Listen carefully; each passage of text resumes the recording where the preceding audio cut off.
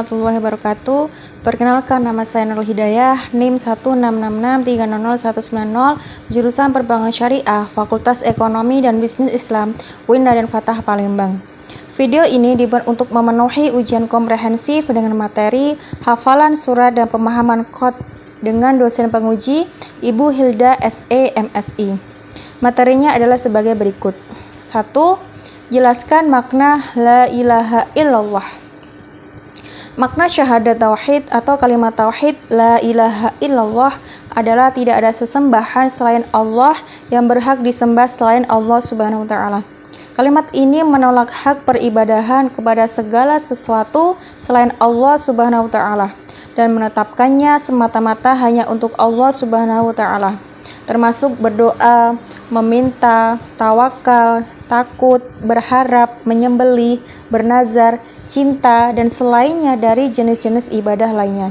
Allah Subhanahu wa taala berfirman dalam Quran surat Al-Mu'minun ayat 117, A'udzubillahi minasyaitonirrajim. Bismillahirrahmanirrahim.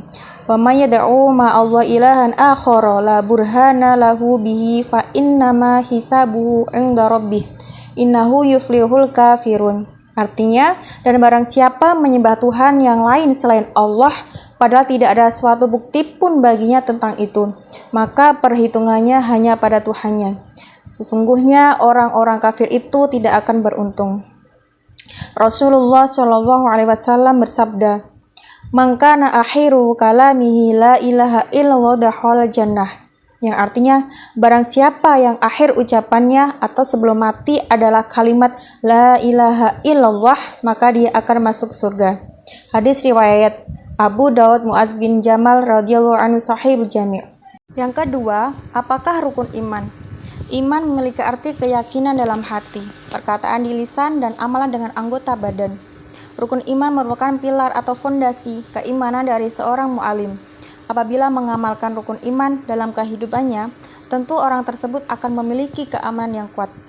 Dalam Quran surat Al-Kahfi ayat 4, Allah Subhanahu wa taala berfirman mengenai iman, yaitu suatu hal yang dapat bertambah dan menjadikan hati lebih tenang. A'udzubillahi minasyaitonirrajim. Bismillahirrahmanirrahim. Wallazi anzala sakinata fi qulubil mu'minina liyazdadu imanan ma imanihim. Walillahi junudus samawati wal ard wa kanallahu aliman hakima. Yang artinya, dialah yang telah menurunkan ketenangan dalam hati orang-orang mukmin untuk menambah keimanan mereka yang telah ada. Dan milik Allah lah bala tentara langit dan bumi. Dan Allah Maha mengetahui, Maha bijaksana. Selanjutnya, dari Umar bin Al-Khattab radhiyallahu anhu berkata, Qala sodakta fa'ajibna lahu yasalu wa yusaddiquhu. Qala fa'ajirni anil imani. Qala ang tu'mina billahi wa malaikatihi wa kutubihi wa rusulihi wal yawmil akhiri wa tu'mina bil qadari khairihi wa syarrihi. Artinya, orang itu berkata, engkau benar, kami pun heran. Ia bertanya lalu membenarkannya. Orang itu berkata lagi, beritahukanlah kepadaku tentang iman. Rasulullah Shallallahu Alaihi Wasallam menjawab, engkau beriman kepada Allah, kepada malaikatnya, kepada kitab-kitabnya, kepada Rasulnya, kepada hari kiamat, dan kepada takdir yang baik maupun yang buruk. Orang tadi berkata, engkau benar. Hadis riwayat Muslim nomor 8. Yang ketiga, apakah rukun Islam? Rukun Islam adalah 5 tindakan dasar Islam yang dianggap sebagai pondasi wajib bagi orang-orang beriman.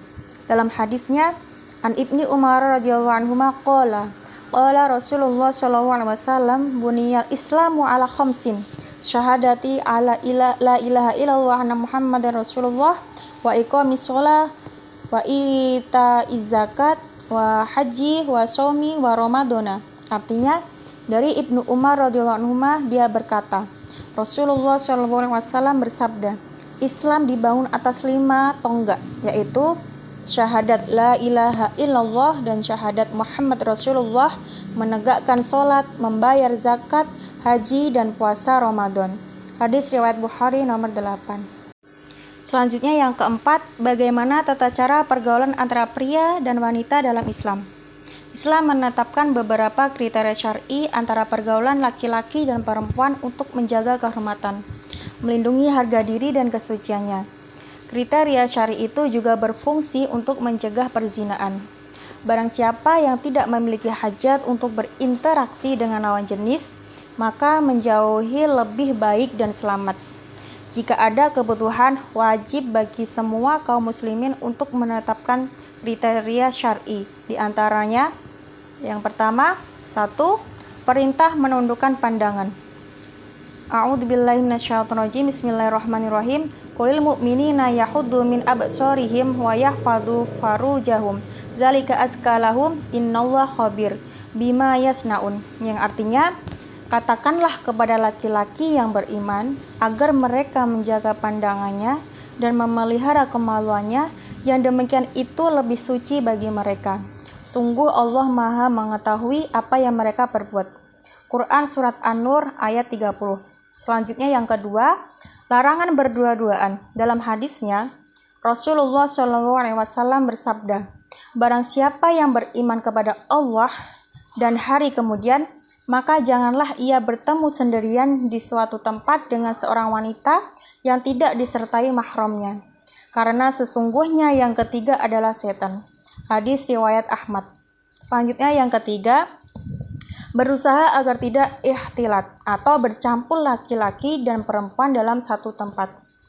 Yang dimaksud menyebabkan fitnah, yang bisa menyebabkan fitnah. Dalam hadisnya Rasulullah SAW bersabda, janganlah seorang wanita pergi melainkan dengan disertai mahram, dan janganlah seorang lelaki masuk ke tempat wanita, melainkan jika dia dengan seorang mahram. Hadis riwayat Bukhari, Muslim, Ahmad.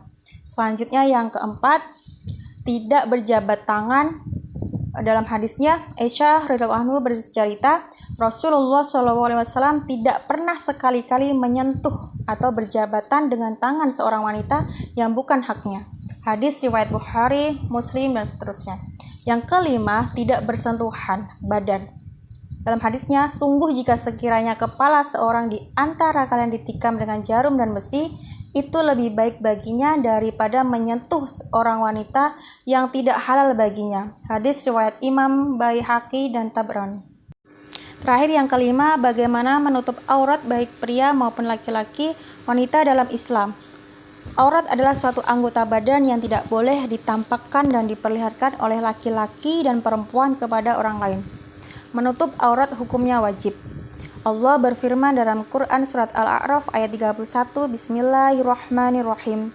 Ya bani Adama khudhu zinatakum inda kulli masjidin wa kulu washrabu wa la tusrifu innahu la yuhibbul musrifin. Yang artinya, wahai anak cucu Adam, pakailah pakaianmu yang bagus dan pada setiap memasuki masjid. Makan dan minumlah, tetapi jangan berlebihan. Sungguh Allah tidak menyukai yang berlebihan. Selanjutnya, batas aurat laki-laki, yaitu pusar sampai dengkul. Dalam hadisnya, yasfili surati wa fauqa rok'ataini minal aurati. Artinya, yang di bawah pusar dan di atas kedua dengkul adalah aurat. Hadis riwayat Al-Baihaqi. Selanjutnya, batas aurat wanita, yaitu seluruh tubuh kecuali wajah dan telapak tangan. Yang dalam hadisnya, Asma binti Abu Bakar pernah menemui Rasulullah SAW dengan memakai pakaian yang tipis. Maka Rasulullah SAW pun berpaling, menanggapi dan bersabda, wahai Asma, sesungguhnya seorang wanita itu jika sudah haid atau sudah balik, tidak boleh terlihat dari dirinya kecuali ini dan ini. Beliau menunjukkan wajahnya dan kedua telapak tangan. Hadis riwayat Abu Daud.